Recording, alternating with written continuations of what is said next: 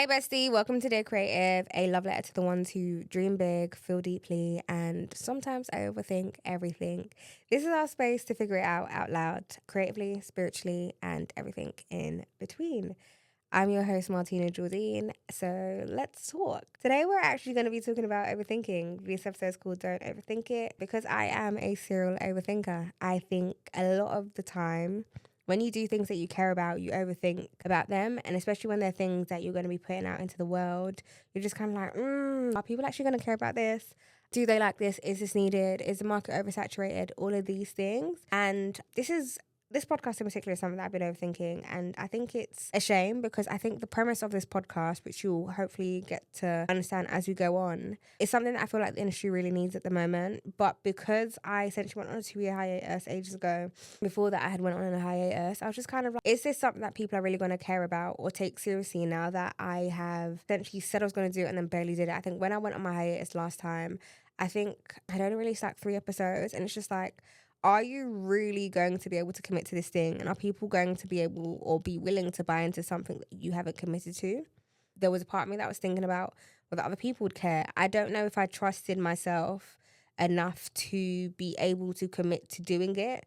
So I just kind of didn't. However, I'm part of an incubator program and we've got access to this podcast space. Technically, it doesn't really look like this. I've just moved it around so that I can get this out of that one. But yeah, like I'm really happy because if you know me personally, you know that I always wanted the crying corner. And if you're watching the video, you can see that I'm currently sat on a little beanbag, which is essentially in the corner of a room. And it's just like, wow, I just think it's kind of like creative therapy.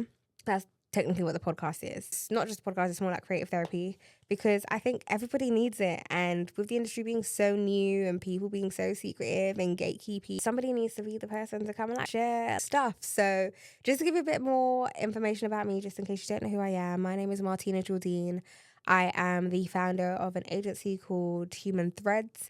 And in the same way that I say that Dear Creative isn't just a podcast, it's more like creative therapy, I would say Human Threads isn't just an agency. It's more like a creative community agency thing that does so many things. But at the heart of it, we care about creative well-being and making sure that we are telling meaningful stories. So at Human Threads, we essentially help brands and individuals, founders, talent, build authentic relationships with their audiences through connecting the dots between people, places, and purpose, while also helping to maintain, or no, that's not the English, but also helping to educate young and minority ethnic talent about things that happen in the industry. So I guess this podcast, in a way, is an extension of that, but it's like a me thing. From my experiences as a young founder who has essentially been in this industry since she was like 14, starting out as a blogger, going on to YouTube, going to uni, and just navigating her way through life. This particular episode is actually about overthinking. I can't remember whether I've said that already, but I just kind of talked to you about why we need to cut it because I just feel like overthinking doesn't get you anywhere. And I think a lot of the time you spend this time thinking about things or thinking about people's opinions. And I'm always very much of the belief that people are going to have them anyway. And this seems very hypocritical. I am the biggest hypocrite. I want to do this thing where I start taking my own advice, because I am always telling my clients or people that I know that they should just do what they want to do because people are going to talk whatever. But then I spend so much time overthinking it. And I think in part, the reason why I overthink things goes back to the fact that I said that I work in marketing. I want to work in I run a marketing agency. And one of the things that I really want to do, and I've actually had to be like, it's okay to want to do this, is I really want to be a content creator outside of being a founder, like beauty, all of that kind of stuff. I really want to do that. And I've kind of second guessed whether that's something that I could be doing or if I should be doing. Basically looking at other people that operate in the space and how they show up and feeling like, I can't talk about that, I shouldn't do that. And it's just like, why shouldn't you? Do you know what I mean? Why shouldn't I get the chance to do what I want? Who says you can't be a founder and a content creator? And I know Grace Beverly isn't necessarily both, but she just so happens to do both in a way that works for her. So I guess going back to what I was talking about like running a marketing agency, sometimes I feel like I get this analysis paralysis because I'm aware of the fact that there are things that need to be done in order for you to launch a campaign, for example. So with this podcast, when I decided that I wanted to bring it back, I already started thinking about, okay, cool, so what's the rollout going to be? What is the strategy behind it? What's the Instagram bio going to say? What's the look and feel? What's the personality? What's the vibe? All of those things. And I think sometimes we get so bogged down in doing X is how I'm going to describe it. All of the things that we feel like we need to do because we have the knowledge through doing research or through having worked the job, that we let that stop us from just doing the thing and figuring it out. And I guess it depends on where you work, but I think, or what area that you work in, but I don't necessarily feel like that needs to be the case all the time. I think there are situations in which we can essentially just like figure it out. And I think this podcast is for me like figuring out. Believe I got here and I spent an hour just trying to set up the mic situation, the camera situation. And I don't know if I like the lighting setup and all of that kind of stuff. However, we are going to get it done. And if we don't like it, we'll improve it for the next time. And I think that's what we need to get in the habit of doing. Because the truth is, done is better than perfect and started is better than stuck. I think just being able to say that you've done something and change it, and then that way you know what you like or what you don't like, for me is something that I just don't think we'll be doing enough of. Do you know what I mean? I think we allow the fact that, the market's so oversaturated. There are so many people that are doing X, Y, Z. Why is somebody going to want to take me in? And I've also seen it because apparently as I'm recording this, you've got the narration trend going. And you also have the Lizzie McGuire trend happening on TikTok, social media. So people are just kind of like jumping on that and they're doing it. And now there was a girl that I saw a video and she was basically talking about how she was considering not actually doing her little mini me, despite it being an idea that she had beforehand, because it's just like, now it's going to look like I'm copying somebody. But it's just like, is there really an original idea in the world? I think there's this thing called collective consciousness, where it's like everyone is kind of thinking the same thing. But I'm going to get the actual definition of collective consciousness. But yeah, so collective consciousness refers to the shared beliefs, ideas, and values that unify a society, shaping its norms and influencing individual behavior. It's a collective understanding of a social reality that guides interactions and perceptions within a community. Think of it as the glue that holds society together, ensuring cohesion and solidarity. And while I understand that social media isn't necessarily like a physical society, I think we underestimate how that also is, in some ways, like a society as well. Because if you think about it, like, you build your FYP brick by brick. So if you're seeing certain things, that means that other people that have similar interests to you may be seeing certain things in the same way that you like a certain type of music. So you end up going to the same types of concerts as other people that like that type of music. I think the ideas that you may have off the back of watching watching the type of content that you see, it's no surprise that somebody else will also have that idea. But are you going to are you going to let the fact that somebody else is doing the thing that you want to do stop you from doing it? I know they say this all the time, but it's just like, you go to the supermarket, how many different types of bread brands are there? How many different types of yogurt brands are there? Butter. Honestly, we don't need that many different apple juice brands, but for some reason we have them. So who's to say that we can't have 10 different, 3 different, 500 different Lizzie McGuire recreation videos, and they all have different elements to them? I think the biggest issue is that we're not necessarily being as original as we could be, but I think that understanding of like, there is no original idea under the sun. It's just about how you put your unique twist on it might actually allow you to stop overthinking and actually just get started. And I think when it comes to like the idea of collective consciousness, I'm kind of reminded of Rick Rubin's Creative Act. I don't know if anyone's read that, but if you haven't, you should. I actually listened to it on Audible and I want the physical book. So if anyone's listening and wants to get me one, I'd highly appreciate it. I'm joking. Not joking. But in the book, essentially, there's a part where he references, I'm going to paraphrase, but that most people don't actually know what they like. They only know what has come before them. So if you are taking that idea, it's no wonder that people are going to be replicating such a trend, if that makes sense. But that doesn't mean that you can't take that trend and create something new that people then learn to love. I think that's also a great reminder for you, if you are an artist, for example, to go out and actually allow yourself to experiment with different types of music, to experiment with different types of sounds or beats or flows or whatever it is. I feel like sometimes we get so stuck in trying to do what works for the algorithm, what works for the people that are in the spaces that are picking us, that we lose ourselves, and in losing ourselves, we then go back to overthinking because we're just like, this doesn't sound like me, I don't know if I like it. But it's because you're literally at war with yourself trying to make other people happy. And I remember somebody said to me the other day, you're trying to be a people pleaser, but who is even pleased? Do you know how crazy that is? That you are out here pleasing the masses and they're just like, I'm not even happy. Can you do better? Meanwhile, you're not even happy yourself. So the people that you're trying to please feel really confused. They don't understand. They don't like it. but you don't even like the thing that you've gone out of your way to do. If you're going to do anything, I really just feel like it should be the thing that you really want, because I think you get so much more from that in general. It's just like such a more rewarding experience. And I know it can be like scary, but I think we confuse familiarity with preference. And just because it's familiar doesn't mean you like it. And I think sometimes it takes actually sitting down and figuring out, okay, cool, like what do I like? Who am I?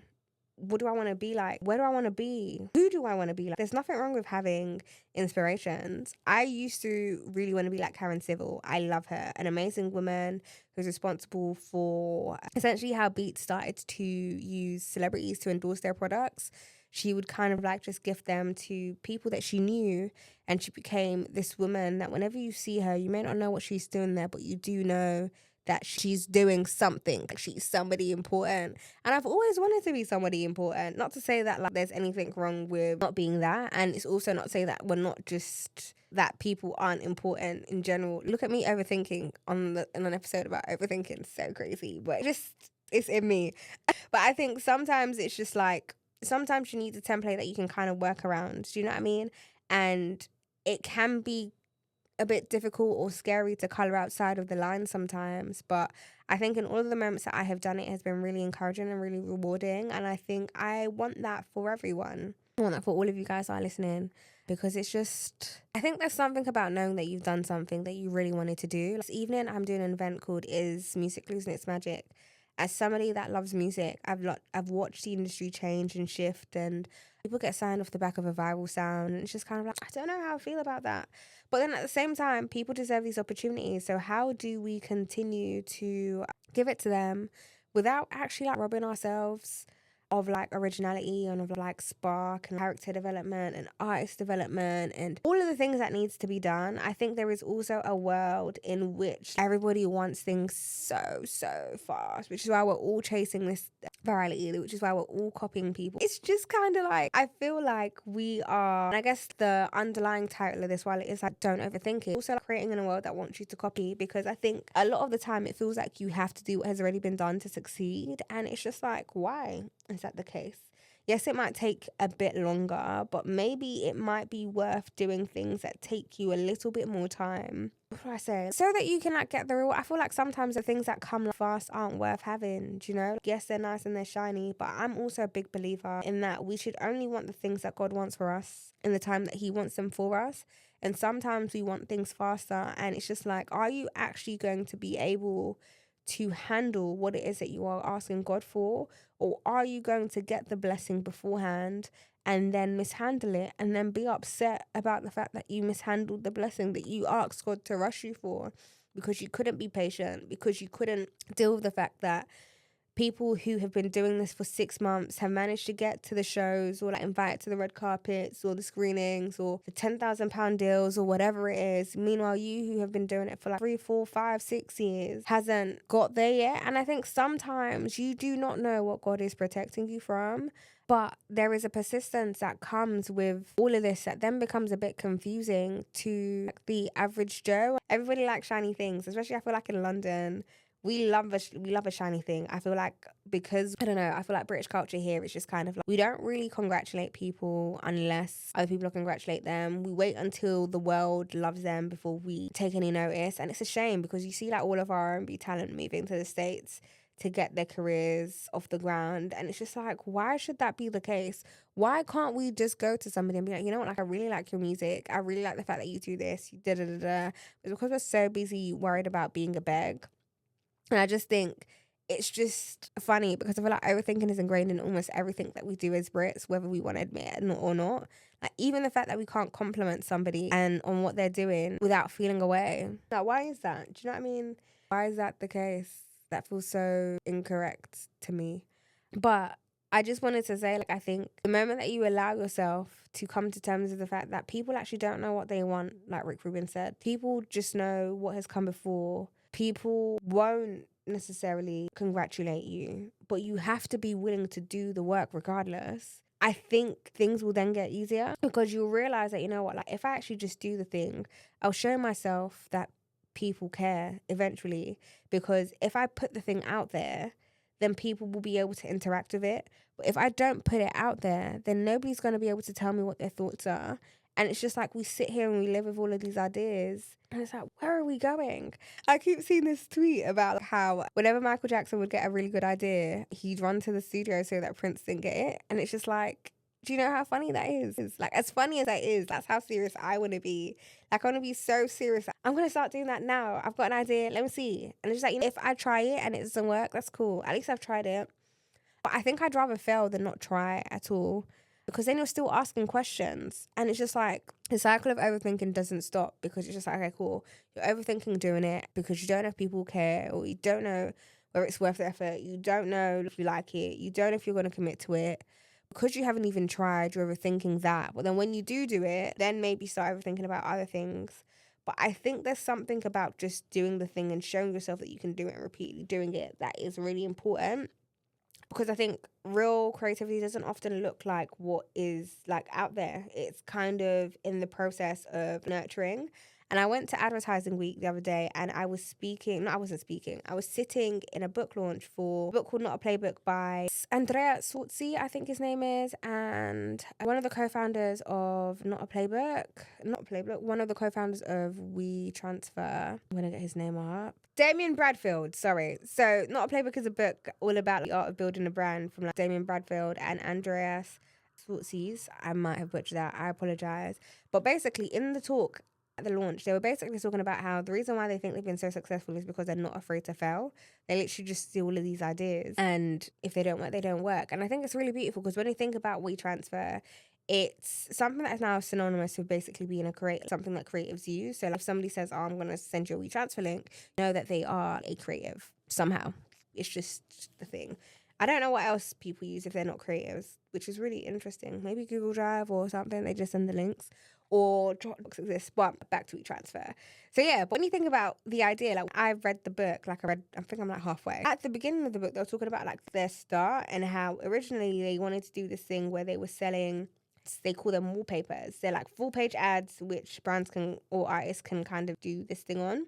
However, they were going on this thing on, advertise their products on, sorry, English. Yeah, very hard. Advertise their products on. But what they were finding is that every time they go door to door, people didn't really understand it, because the traditional ads was what people were used to. So WeTransfer have come and they're like, want to do this different thing. And it just wasn't like it was, people were taking it, but not as easily as they needed. So they still had like a lot of ad space that they needed to sell, but they didn't have a way to sell it. So what they actually decided to do was start working with artists. So they said to artists, okay, cool, we'll promote your song on our platform if you want to buy the ad space. Or they'd say something like, we'd give you free ad space in this space if you promote your work with us here. And I think the idea of like doing something completely different to allow people to see the benefits of it and then they come, I think is so cool. I think sometimes we want to be like the cool thing straight away. And I think there's something really beautiful about being the underdog, or the thing that's not really completely understood, or the person that really like, they don't really get, but there's a blessing there.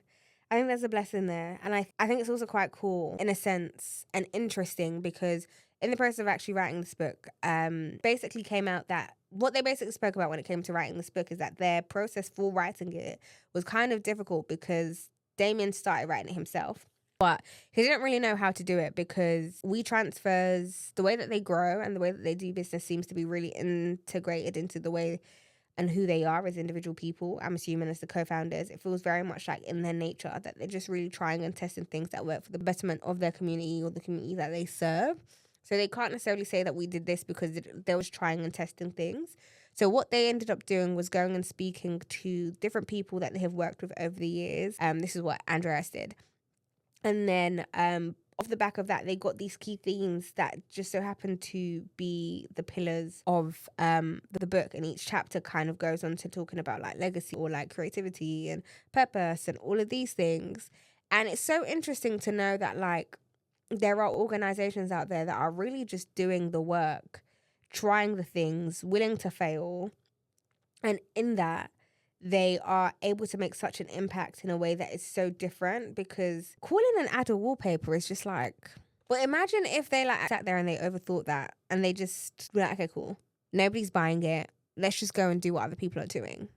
I don't know if they'd be as big as they are, or maybe they would be, because like, you never know. Like sometimes if you're gonna blow, you're gonna blow, and it doesn't really matter.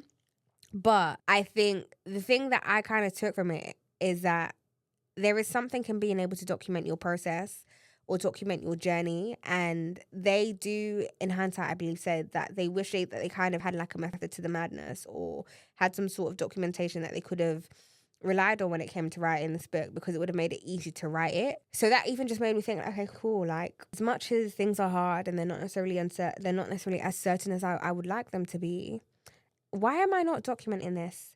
And then when you think about someone as amazing as like Doechii, like somebody that has taken the world by storm. But I think one of the other reasons why she's actually taking the world by storm is because people have watched her document her journey from when she got fired many years ago, and then decided to go and do the artist way, and how that impacted her. And off the back of her doing the artist way, she's now encouraged other people to do the artist way indirectly, because people have seen her success and her belief in herself and her creativity, and they also want that for themselves. And the artist way is actually something that I tried to do. Life kind of hit me at like the 8-week mark, so I didn't finish it, but I'm actually restarting it again. By the time, it's like around like 12 weeks. Yes, hopefully we'll finish it this time around. The artist way is really something that really encourages you to return back to yourself. But there's also something about that I'm not entirely sure I feel completely, because what is returning back to yourself? Sometimes you're not returning. I think sometimes you're becoming a completely different person. And that is okay. I remember I used to sit here and I used to be like, oh my gosh, like this version of me that used to be able to record 5 videos a day, or like what's it, English, 5 videos a day, or be able to like go out here and like talk to all of these people. But it's also understand that sometimes you're just not where you used to be. Sometimes a different version of you needs to be birthed in order for you to be successful in the thing that you want to do. Yeah, I think the great thing about documenting stuff is that when you document it for yourself, like you get to look back and see how far that you've come. And then when you share it, like you can also inspire other people to do that too. I know that I've got so many people that I bump into at events that they're just kind of, oh gosh, I really like your content, or really inspire me, or I've been watching you since. And I remember when I did an event in October, I met a lovely girl, we're like now friends. She was telling me about how like she really enjoyed my content, and when I disappeared off the face of the planet, she was kind of like, oh my gosh, what happened? And I was like, oh my gosh, my nan passed away, I'm so sorry. Yeah, she was just kind of like somebody that's as a black woman that's neurodiverse and works in marketing. She found me really inspirational, and I was part of the reason as to why she wanted to work in marketing. And it just kind of made me think, imagine if I never documented any of that. What if I wasn't vlogging myself, going on holiday, building the business that I'm trying to build, regardless of how hard it might have been, regardless of how hard it may feel? And I just think, like as a Christian, sometimes I think we are doing ourselves a disservice by not using the talents that God has given us. I think on another layer, sometimes somebody else's destiny is tied to like what it is that we are doing. I don't know if we realize that enough. It's just the whole idea of like, if you not doing the thing that you're overthinking is the reason why someone doesn't get to where they need to be. And I know we're in a society that feels quite individualistic, so you're just probably thinking like, that's not my business, but it kind of is your business, because I feel like we're all called to serve, and then sometimes in doing what we do, we are serving others. Today's event, I'm going to serve the people that come to the event to learn about the information, because people need to learn. But like I'm not doing it for myself. Like I'm not doing it because I want the glory. I'm doing it because I want to have a conversation, share some knowledge, and make sure that other people are learning something that could be incredibly helpful. I do think that there is something that we kind of need to be a bit careful about, because you've got like parasocial relationships that I feel like come off the back of consuming so much content. You spend so much time watching other people that you feel like you know them. And I guess if we now go and get another definition of parasocial relationships, just for the sake of this, they are one-sided imagined connections people form with media figures, often celebrities or fictional characters, where they feel a sense of intimacy and familiarity, even though the connection is not reciprocated. It was quite harsh, but the reason why I mentioned like parasocial relationships is because I feel like sometimes we spend so much time consuming other people's content and like learning about them, doing this research, because we're overthinking and we're thinking, okay, cool, I want to see what all the people in my industry are doing. We then become spectators in our own life, and that to me is so insane. You are doing all of the work, but you're not actually present. Like, do you know what I mean? I think there's something about doing versus being present. Like, when you're just doing things for the sake of doing them, like, oh my gosh, I need to do the research, I need to do this, I need to do that, there's always something that you need to do. To me, that kind of sounds like procrastination. I'm also shouting myself here, so get it together. But I think it's really beautiful to be inspired. It is, but I feel like we can't get stuck there. I think there needs to be a way in which we allow ourselves to create. We just need to keep creating. And I think that's the beautiful thing about doing the artist way. Every morning you have to wake up and do it. You have to write 3 pages. I use an A5 booklet because 3 pages of an A4 is crazy work. But hey, you can try that if you want to. But it's the whole idea of just getting your thoughts on paper and doing something with it. There are tasks that you have to do every week. There's a weekly activity date that you have to do. I think even as like an artist or a rapper, I remember I used to tell someone that I used to work with that I feel like every day you should just wake up and you should just write something. It doesn't have to be good and you don't have to do anything with it. But I think we need to train, like, I think our creativity is like a muscle and we don't realize that. And the more you train it, the better it gets. I think sometimes we are unhappy with the things that we're doing because we don't realize that the things that we are seeing that we are inspired by, like our skill level has not yet reached there. Like our taste level has surpassed our skill level because we're spending time researching, paying attention to what's going on, all of that kind of stuff. But we have to be patient with ourselves and we have to allow ourselves to just give it a go and like just kind of figure it out at the same time. I think things don't have to be perfect, but things do have to be done. I think that's the most important thing. I think overthinking is like not great. And I think it's just like, that sounds so silly because why would it be? But I think there are very few situations in which I think overthinking would work in your favor. You know, maybe it might stop you from being in the wrong place at the wrong time.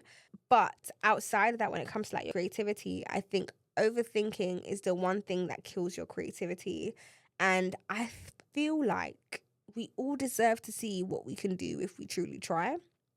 So just to kind of close this off, I just kind of want to urge you to try this. This is like our finishing segment. So instead of saying, what if nobody cares? Ask yourself, do I care enough to put this out there? Or instead of saying like, what if it flops? What if it does really well? Or like, what if it just does well? And then, you know, on the other side of that, it's also like, instead of waiting until it's perfect, why don't you just make it present? The whole idea of just having something to put out there as opposed to having something that feels like the finished product. I think we're forever evolving people, and the version of you that is trying to get that perfect product, by the time you get to the idea of perfect, you may then have a new idea of perfect. And I feel like we'll be continuously delaying our efforts to do this thing. And it's just like, is that really what we want to be doing? So yeah, I just kind of want to say thanks. Like, I don't know. I feel like this has been a really interesting process for me. I think I have learned a lot about this. And I hope I have encouraged you as well to, I guess, stop overthinking. I know it's not easy because I promise you I will be overthinking. I'm even currently overthinking whether this episode was that great. But do you know what we're going to do anyway? We are going to do it and figure it out. We're going to edit this episode, and if we feel like things could have been tighter, we're just going to make sure that we do that for the next one. There is no pressure to get things right in the first go. I guess you can see this episode is like a little permission slip, kind of like start before you're ready, to document like the messy process, to show up imperfectly but wholeheartedly, and to honestly and truly stop overthinking it. So yeah, so exciting. Thank you guys so much for listening to this episode. I hope it has blessed you, encouraged you, and made you feel seen, heard, understood in ways that you may have needed. I will see you in the next episode. Yeah. Bye, bestie. I like that actually. Bye, bestie.